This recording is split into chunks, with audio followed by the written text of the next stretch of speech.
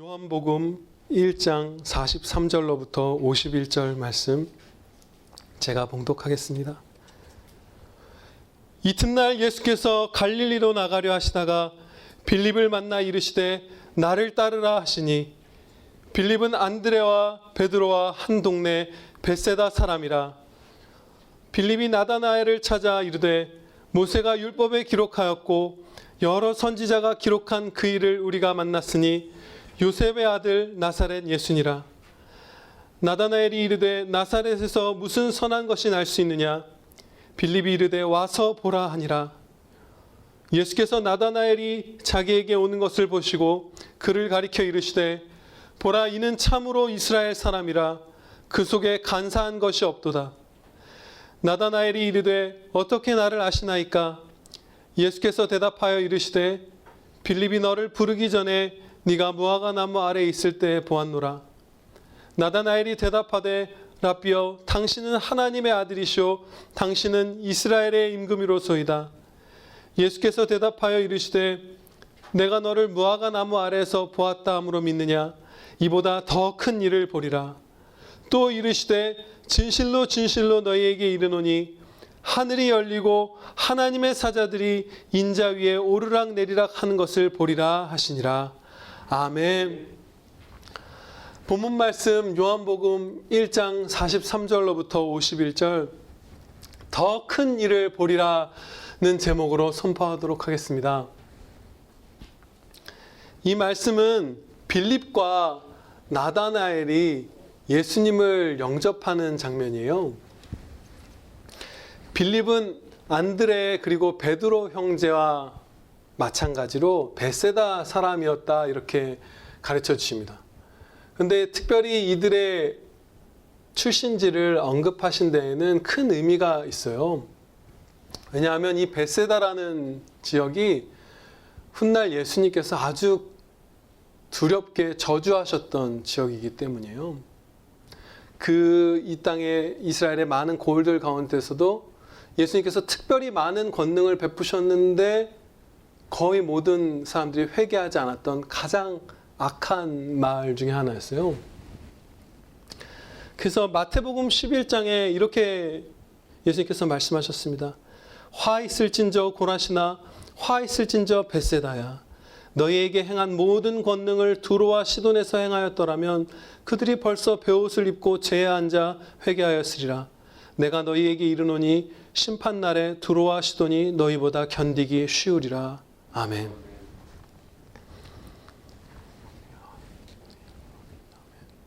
이처럼 두려운 심판을 앞두고 있는 특별히 악한 벳세다에서 신약교회 그 최초의 성도이자 사도들을 불러주신 것이에요. 그러니까 예수님께서는 택하신 자들을 어디에서든지 건져내시는 능력의 주님이시다라는 것을 우리가 여기서 볼 수 있습니다. 그 마을이 아무리 부패했던, 그 가정이 아무리 부패했던지, 어떤 상태에 있든지, 심지어 그 한 선택받은 자녀가 어떤 죄악에서 뒹굴고 있든지 간에 택하신 자녀들은 반드시 건져내는 것이에요.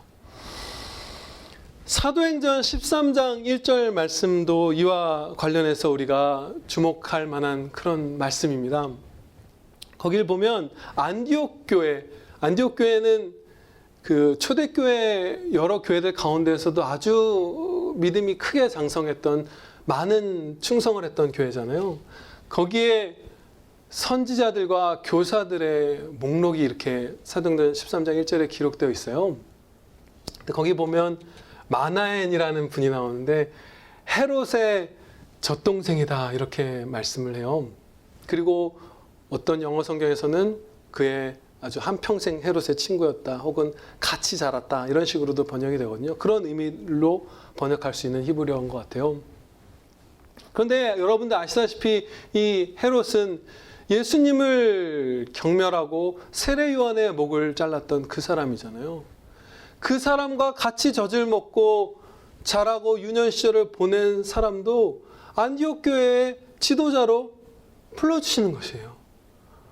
어느 가정, 어느 형편, 어느 마을 아무 상관이 없습니다. 예수님께서 부르시는 데에는, 구원하시는 데에는, 지옥에서 천국으로 데려가시는 데에는 한계가 없습니다.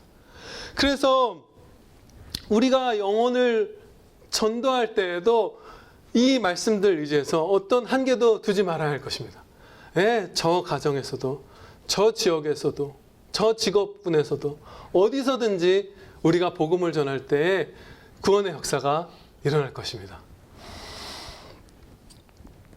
빌립은 나다나엘에게 예수님을 증거하면서 4가지로 설명을 했어요. 45절 말씀입니다. 모세가 율법에 기록하였고, 이게 첫 번째죠. 여러 선지자가 기록한 그 일을 우리가 만났으니 요셉의 아들 나사렛 예수니라. 이렇게 4가지로 예수님을 증거했어요. 그런데 이 4가지 중에 2가지가 틀렸습니다. 절반을 잘못 말했어요. 이 빌립 그 사도께서. 아직 믿음이 연약한 거죠. 예수님께서는 나사렛이 아니라 베들레헴 사람이었습니다. 나사렛 출신이 아니었어요. 베들레헴의 예수 그리스도, 예수님이라고 증거했어야 맞는 것이에요. 그리고 요셉의 아들이라는 것도 틀린 표현입니다. 예수님께서는 실제적으로 요셉과 아무런 관련이 없이 이 땅에 태어나신 분이시잖아요. 그래서 성경의 표현대로 만약에 빌립이 잘 증거하였더라면 다윗의 아들, 다윗의 후손 혹은 하나님의 아들 이런 식으로 증거했어야 마땅한데 요셉의 아들이라 잘못 말하고 나사렛 예수라고 잘못 이제 나다나엘에게 증거를 했던 것이에요. 그럼에도 불구하고 빌립이 행한 전도는 성공했습니다. 여기서도 우리가 영혼 전도에 용기를 얻어요.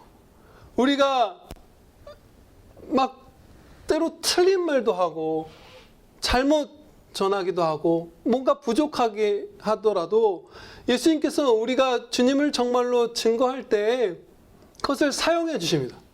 저도 옛날을 한번 떠올려 봤어요. 한 20여 년 전에 그때 이제 친구들 많이 전도하고 그럴 텐데 지금 생각해 보니까 뭘 말했는지도 모르겠는데 구원해 주셨어요. 내가 진리도 어눌하게 전했고 핵심 내용들 중 중요한 것들, 아주 중요한 수준에 속하는 것들 중에서 말 안 한 것도 많고 그리고 사랑도 부족했어요. 근데도 구원을 하는데 사용해 주신 것이에요. 마찬가지입니다. 우리가 이런 것들 두려워하지 말고 충성하는 것, 그 격려를 오늘 이 말씀으로 해주십니다. 나다나엘이 빌립의 말을 듣고서 이제 반응을 보이는데요. 처음 보인 반응은 잘못된 것이었습니다. 46절에 그의 반응이 있습니다. 나다나엘이 이르되 나사렛에서 무슨 선한 것이 날 수 있느냐? 빌립이 이르되 와서 보라 하니라. 나사렛에서 무슨 선한 것이 날 수 있느냐? 이것이 나다나엘의 첫 반응이었어요. 이것은 잘못된 것입니다.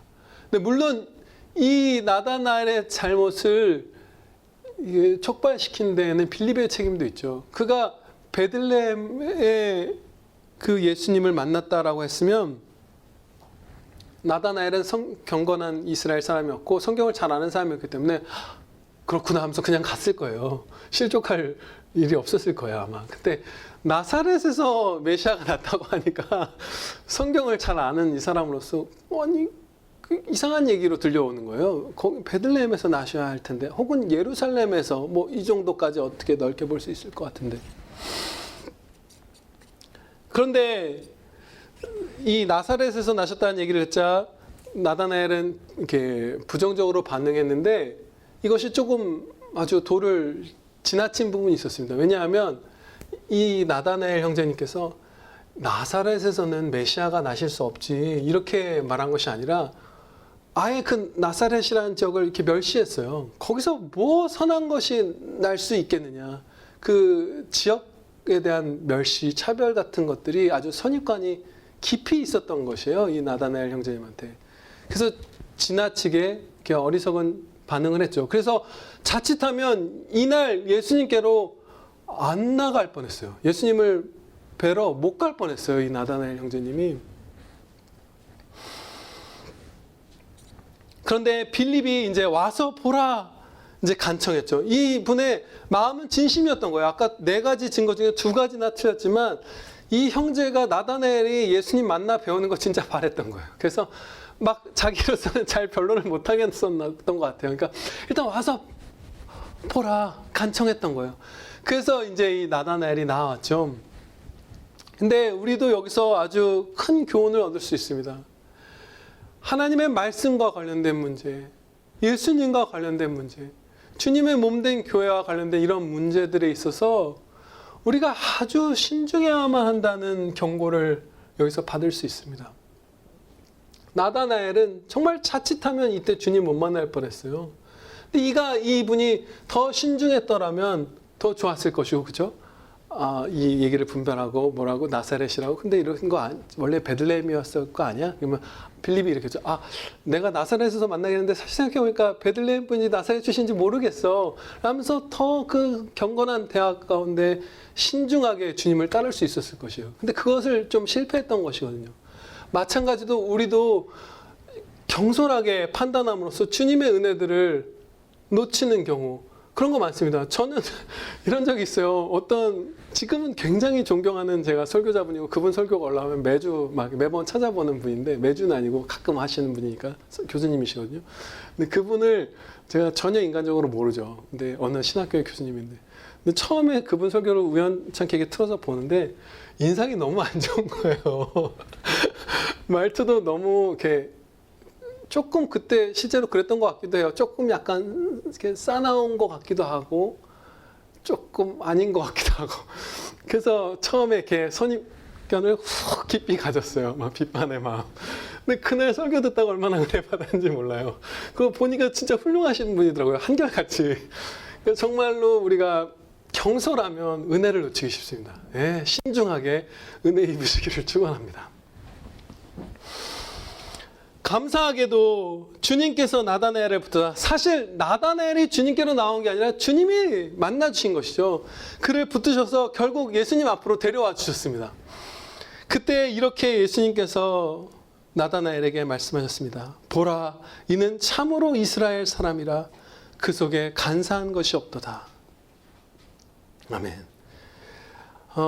이 말씀은 우리와 멀게 보일 수 있어요. 이스라엘 사람? 우린 이스라엘 사람이 아니니까. 그렇지만 여러분들 잘 아시는 바대로 구약의 교회잖아요.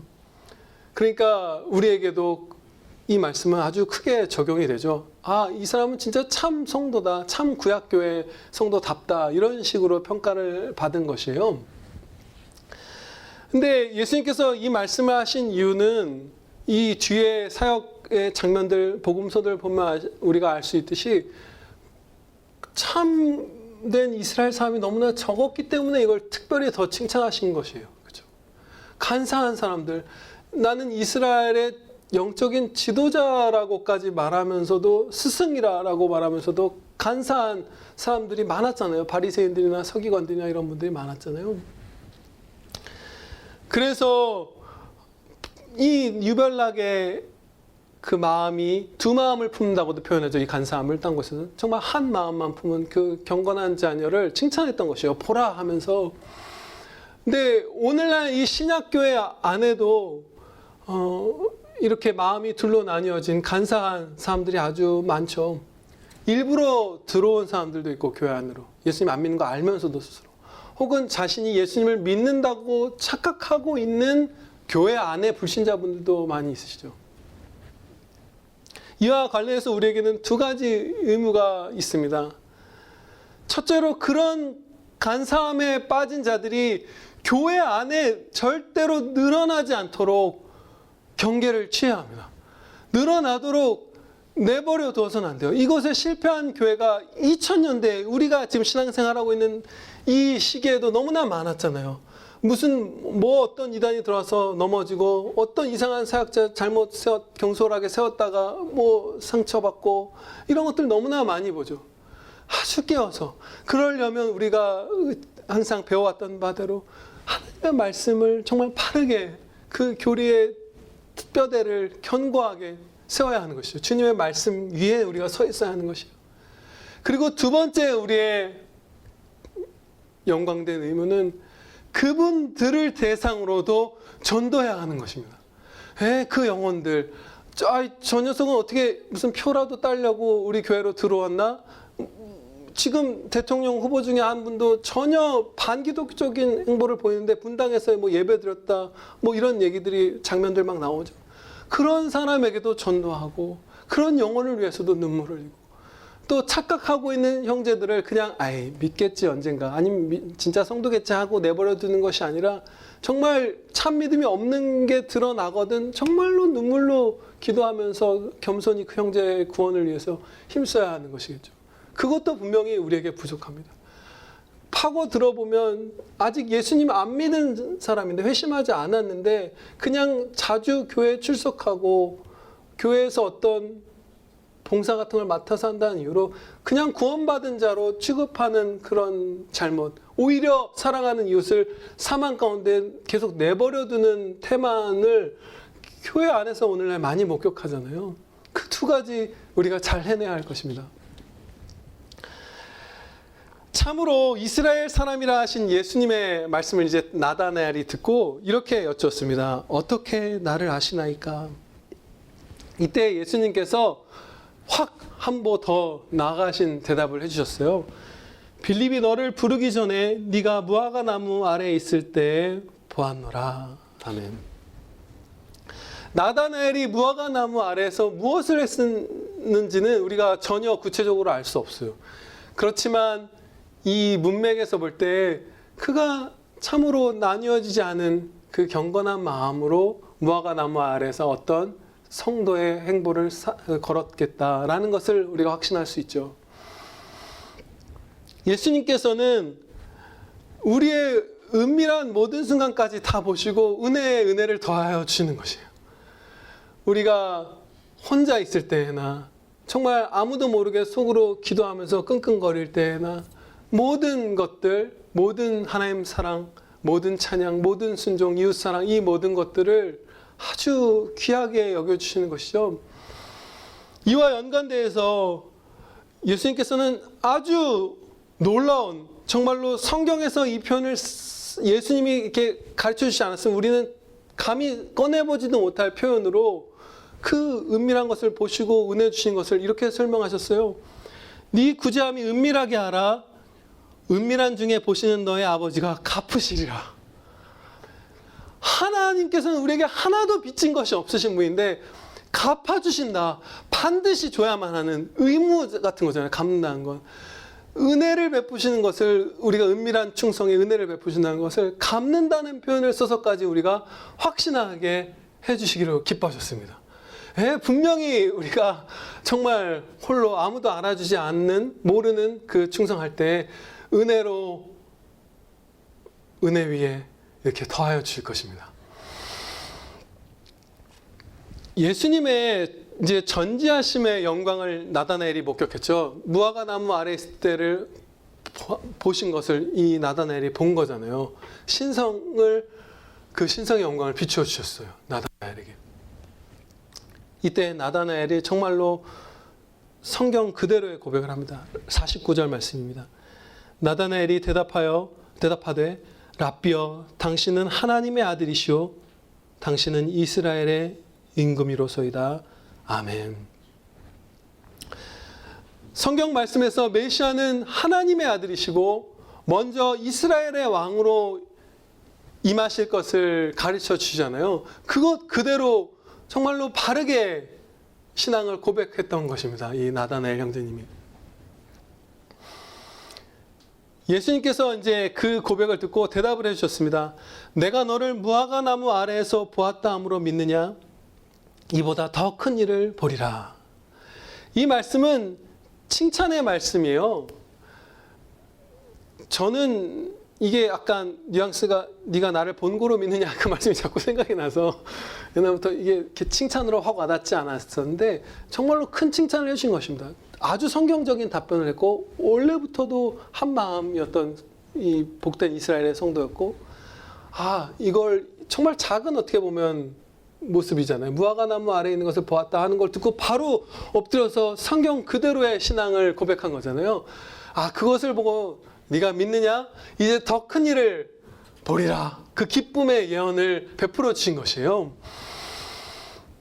그 장차 보게 될 더 큰 일의 내용이 무엇인지 51절에서 이제 쫙 가르쳐 주십니다. 또 이르시되 진실로 진실로 너희에게 이르노니 이 진실로라는 표현은 아멘, 아멘을 앞에, 문장 앞에 쓰실 수 있는 분은 예수님 한 분이십니다.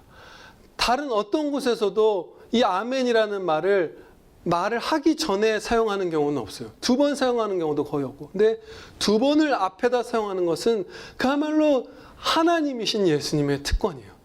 우리는 어떤 진술을, 기도를 한 다음에 주님 안에서 그 부족한 것들도 주님 안에 있음으로 은혜 입기를 바라면서 하나님 말씀으로 아뢰는 기도를 그야말로 겸손히 아멘이라 외치는데, 예수님께서는 참되다, 그래서 먼저 선포하시고 말씀하실 수 있는 하나님이신 것이에요.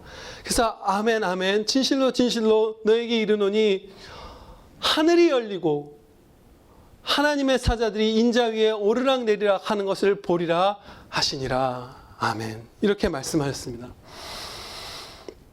어떤 분들은 이 51절 말씀을 예수님께서 특정한 몇 가지 사건을 예언하신 것이다, 이렇게 이해하세요. 예를 들어서 감람산에서 제자들을 데리고 올라가서 이제 땀이 이제 핏방울과 함께 흘러 그 기도 드리실 때 천사들이 하늘로부터 내려와서 수종 들었다라는 말씀이 있죠. 그런 장면이라든지, 아니면 우리가 이번 주일 설교 때 배웠던 말씀처럼 예수님께서 승천하실 때 수종 들었던 것처럼 천사분들이, 그런 장면들 몇 가지를 말씀하신 것이다, 예언적으로, 이렇게 생각하는 분들인데, 사실 이 말씀은 그보다 더 넓고 더 큰 은혜의 말씀입니다. 그 특정한 몇 가지 사건들만 의미하신 것도 아니고, 공생애 때 그 몇 가지 사건들을 목격했던 아주 극소수의 성도들만을 대상으로 하신 말씀도 아니에요. 더 넓은 의미로 더 큰 은혜를 모든 성도들에게 이 엄청난 일들을 목격하게 해주신다는 내용의 말씀이에요. 이 말씀을 2부분으로 살펴볼 텐데요. 첫째로 하늘이 열리고라는 부분입니다. 하늘이 열리고와 천사들이 인자 위에 오르락내리락 하는 것, 사실 그 2 부분을 어느 정도 구별 지을 수도 있는 것이에요. 연결되어 있지만 언뜻 읽으면 그냥 하나의 말씀 같거든요. 하늘이 열려서 천사들이 왔다 갔다 한다라는 말씀 같은데, 하늘이 열리고 그리고 이제 천사들의 말씀도 하신 것이에요. 이 하늘이 중보자이신 예수님으로 말미암아 성도와 하나님 사이에, 사람과 그 천국 사이에 열렸습니다. 이전과는 비할 수 없이 넓게 하늘 문을 여셨어요. 열어주신 것이에요, 비로소. 그래서 예수님으로 말미암아 하늘로부터 진리가 막 쏟아져 내려왔죠. 너무나 풍성한, 이전보다, 구약시대보다 훨씬 더 선명하고 넓고 깊이 하나님의 말씀을 막 부어주셨어요. 말씀이 없을 때, 예언이 중지되었을 때 그 이스라엘이 어땠는지, 신약과 구약시대 사이에 말씀이 없을 때, 그리고 이 말씀이 막 풍성하게 주어지기 시작하면서 우리가 어떻게 되었는지를 보면 정말로 엄청난, 그야말로 생명의 말씀이잖아요. 생명을 막 예수님으로 말미암아 하늘을 열고 부어주셨던 것이에요. 예수님 자체가 그 진리이시죠. 그리고 하늘이 열림으로써 예수님으로 말미암아 우리는 하늘나라를 밝히 볼 수 있게 되었습니다. 나다나엘은 성경 말씀에 의지해서 이스라엘의 왕이라는 칭호로 예수님을 불렀잖아요. 그건 맞는 답변이었어요. 그런데 이제 장차 나다나엘 형제님과 그리고 오고 오는 모든 성도들은 하늘이 열림으로써 세상 모든 민족들, 셀 수 없이 많은 사람들이 예수님으로 말미암아서 이 땅에서 천국으로 올라가는, 온 세상의 구주, 왕이 되시는 그 예수님을 목격하게 될 것이었어요. 그것을 이제 보게 되리라 예언하신 것이에요. 그리고 또 이 하늘이 열리고라는 말씀 안에는 모든 성도들이 예수님 안에서 하늘에 계신 성부 하나님의 보좌 앞에 나아가 직접 간구 드릴 수 있게 해주셨잖아요. 내가 너희를 위하여 구하겠다는 뜻이 아니라 너희 한 사람 한 사람이 아버지 하나님 앞에 나아가 기도 드릴 수 있게 되었다. 구하면 받을 것이다. 이렇게 가르쳐 주신 것이잖아요. 그 하늘이 그렇게 열렸습니다. 두 번째 살펴볼 부분은 하나님의 사자들이 인자 위에 오르락 내리락 하는 것을 보리라 하신 말씀입니다. 인자 위에, 즉 예수님 위에 천사들이 오르락 내리락 하는 것을 보리라 말씀하셨는데요. 이 말씀을 자칫하면 우리와 좀 먼 말씀으로 여길 수 있죠. 아마 앞서 좀 이 본문 51절을 작은 의미로 축소해서 이해했던 그 성도분들이 아마 그런 잘못에 빠졌던 것 같아요. 예수님 위에 오르락내리락 하는 것이니까 그 감람산의 사건이나 그 승천 때의 사건 이런 것들만 말씀하신 것이다. 우리와 멀죠. 그냥 주님의 직접적으로, 아니 우리도 직접적인데 아무튼 그런 사건들만 우리와 멀리 떨어져 있는 사건이다 생각한 것이에요. 그런데 우리가 예수님의 몸이잖아요. 우리가 예수님 안에 있잖아요.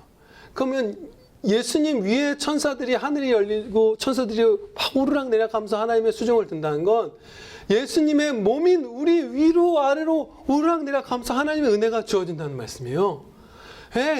그래서 이 말씀은 아주 기쁜 우리에게 주시는 말씀입니다. 우리와 무관한 말씀이라면 어쩌면 기록하지 않으셨을 수도 있어요. 그 좁은 의미일 뿐이라면. 그래서 이제 천사들이 하늘과 땅 사이를 오르락내리락 하면서 하나님의 은혜를 예수님의 몸인 우리 한 사람 한 사람에게 전달하는데요. 하나님께서는 우리가 다 아시다시피 천사들의 도움이 없이도, 사람의 도움이 없이도 우리에게 은혜를 줄 수 있으십니다. 그렇지만 이 땅에서도 우리를 사용하는 것을 어떤 신실한 신학자분은 이렇게까지 표현해요. 하실 수만 있으면 항상 우리를 그 하나님의 뜻을 이루는데 참여시켜 주신다. 그러니까 정말로 그걸 기뻐하시잖아요. 하나님께서는 우리를 사용해서 전도하시고 우리를 사용해서 뭘 하시고. 근데 마찬가지로 하늘로부터 무언가를 베푸실 때 직접 주실 수도 있지만 사랑하는 피조물인 천사들도 그 자녀들도 막 사용해 주시는 것이에요. 그래서 천사들이 하나님의 은혜를 막 하나님께서 부어주실 때 막 왕래합니다. 그러니까 사실은 천사들의 왕래가 핵심이 아니라 그렇게 분주하게 천사들이 오르내릴 수밖에 없도록 은혜를 많이 베푸신다는 것이 이 말씀의 핵심이에요. 천사들이 엄청나게 우리를 돕고 있는데요. 마태복음 18장 10절 말씀에서 또 이와 관련된 중요한 진리를 배울 수 있습니다. 이제 어린아이들에 대해서 예수님께서 말씀하시면서 삼가 이 작은 자 중에 하나도 없인 여기지 말라. 너희에게 말하노니 그들의 천사들이 하늘에 계신 내 아버지의 얼굴을 항상 배옵느니라. 아멘. 하나님의 얼굴을 막 배옵는 천사들이 왔다 갔다 하면서 돕는다는 얘기잖아요. 이 작은 성도들조차도. 그리고 또 이와 관련해서 히브리서 1장 14절에서 말씀합니다. 모든 천사들은 섬기는 영으로서 구원받을 상속자들을 위하여 섬기라고 보내심이 아니냐. 이처럼 천사들은 예수 그리스도와 주님의 몸인 성도들을 섬기라고 임무를 받은 피조물들인 것이에요. 그러니까 오늘의 본문 말씀도 인자 위에 하늘이 열리고 천사가 오르락내리락 하는 것을 보리라 하신 것도 우리에게 직접적으로 주신 말씀입니다. 인자의 몸이 된 너희들의 위에 천사가 오르락내리락 하면서 은혜를 주리라. 이 말씀, 이런 천사의 섬김의 말씀을 보고서 교회사 가운데 수호 천사에 관한 연구나 논쟁이 있었어요.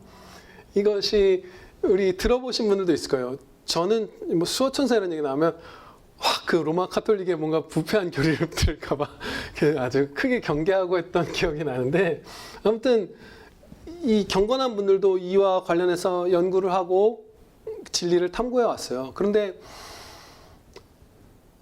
그 수호천사가 있다고 믿는 분들은 보통 이런 식으로 얘기하는 거예요. 이 어린아이들에 대한 말씀에서도 그들의 천사들이라는 이 표현을 같은 걸 보고서 한 성도마다 한 천사를 그 수행하도록 돕도록 이렇게 배정해 두셨다, 이런 식으로 생각을 해요. 그런데 성경에서 한 성도에게 한 천사를 보호하도록 배정해 주셨다는 것을 근거를 찾을 수가 없어요. 그럴 수도 있는데 아니라는 근거도 우리가 물론 찾을 수 없지만 그렇다고 확신할 수 있는 근거도 성경에는 없습니다. 그런데 우리가 확신할 수 있는 것이 있어요. 천사들이 분명히 우리를 돕고 있고 보호하는 임무에도 쓰임받고 있는데 그 조직의 형태가 한 사람 한 사람에게 경호원처럼 이렇게 배정된 것은 그런지 아닌지 잘 모르겠지만 알 수 있는 천사들의 조직의 형태는 군대라는 것입니다. 천군, 하늘의 군대예요. 하늘의 군대로서 수없이 많은 천사들이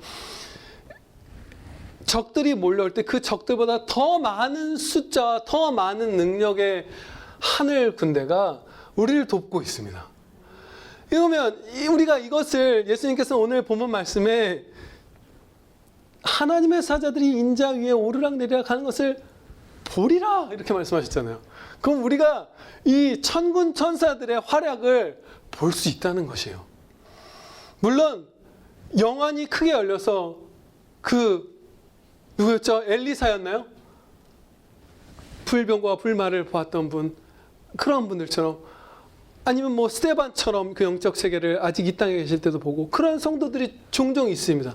그런데 그것이 아니어도 그렇게 극소수의 성도들, 역사상 가끔씩 그런 분들 있죠. 그렇게 천사들이나 이런 분들을 보게 하신 분들. 이런 적도 있어요. 미국에 한 70년대인가? 미국의 이제 신문 기사에 이제 피츠버그 그쪽에 있었던 사건이에요. 신문에 대대적으로 보도됐던 사건인데, 광부 두 분이 물도 빛도 먹을 것도 없이 그 매몰이 돼서 정말 오랫동안 갇혀 있었던 거예요. 무조건 죽는다.